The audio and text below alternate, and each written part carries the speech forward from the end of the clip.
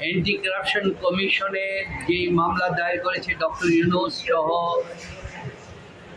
8 জনের পক্ষে 7 জনের বিপক্ষে, আমরা সেই কোর্টে যে চার্জ হিয়ারিং এটাকে চ্যালেঞ্জ করে এবং সম্পূর্ণ মামলাটা বাতিল করার জন্য একটা 561 ধারা ধারায় আমরা একটা মামলা করেছি কোর্টের কাছে আবেদন।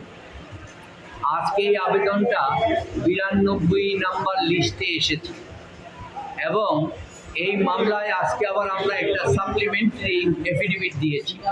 এই সাপ্লিমেন্টারি এফিডেভিটের বিষয়টা হচ্ছে যে এই বিষয়টা থেকে এই মামলাটার উৎপত্তি হলো যে শ্রমিক কর্মচারী ট্রেড ইউনিয়ন এবং ব্যবস্থাপনা পরিচালক গ্রামীণ টেলিকমের মধ্যে যেই শ্রমিকদের লভ্যাংশের 5% দেওয়ার জন্য যেই এগ্রিমেন্টটা হলো এবং এই এগ্রিমেন্টের বলে শ্রমিকরা কোম্পানি আদালতে, হাইকোর্টের কোম্পানি আদালতে 271/2021 যে গ্রামীণ টেলিকমকে অ্যাবলিশন করে তাদের টাকা দেওয়ার জন্য যে মামলা করেছে, ওই মামলাটি প্রত্যাহারের জন্য যেই স্মারক সেটেলমেন্ট এগ্রিমেন্টটা হয়েছে এবং এই এগ্রিমেন্টের বলে তাদের সমস্ত পাওনা 5% দেওয়ার যে প্রতিশ্রুতি, সেই যে কাগজটা, এই কাগজটা আমাদের দুর্নীতি দমন কমিশন আমাদের কাছ থেকে অরিজিনাল কাগজটা সিজ করে নিয়ে গেছে।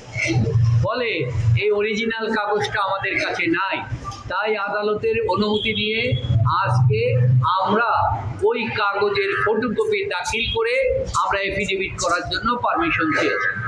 আর দ্বিতীয় যে কাগজটা হচ্ছে এই এফিডেভিটটা, এই যে শ্রমিকদের দায়েরকৃত কোম্পানি কোর্টের মামলা, ওই মামলায় মহামান্য হাইকোর্ট বিভাগ যেই আদেশ দিয়েছেন যে এই আমাদের সেটেলমেন্ট এগ্রিমেন্টটাকে গ্রহণ করে মামলা প্রত্যাহার করার জন্য যে আদেশ দিয়েছিলেন, ওই 3টা আদেশের কপি আমরা দিয়ে বলেছি যে আমরা সাপ্লিমেন্টারি এফিডেভিট দেব। এগুলি কোর্টের নজরে থাকা অত্যন্ত জরুরি, এই মামলার জন্য খুব জরুরি ডকুমেন্ট। এবং তারপরে কোর্ট আজকে মামলাটা ফিক্সড করতে, আজকে শুনানি করতে চেয়েছিলেন, কিন্তু মাননীয় অ্যাটর্নি জেনারেল তিনি ইচ্ছা প্রকাশ করেছেন উনি স্বয়ং মামলায় আমাদের বিরুদ্ধে প্রতিদ্বন্দ্বিতা করবেন বলে উনি কোর্টের কাছে ওনার ডেপুটি অ্যাটর্নি জেনারেলের মাধ্যমে খবর পাঠিয়েছেন।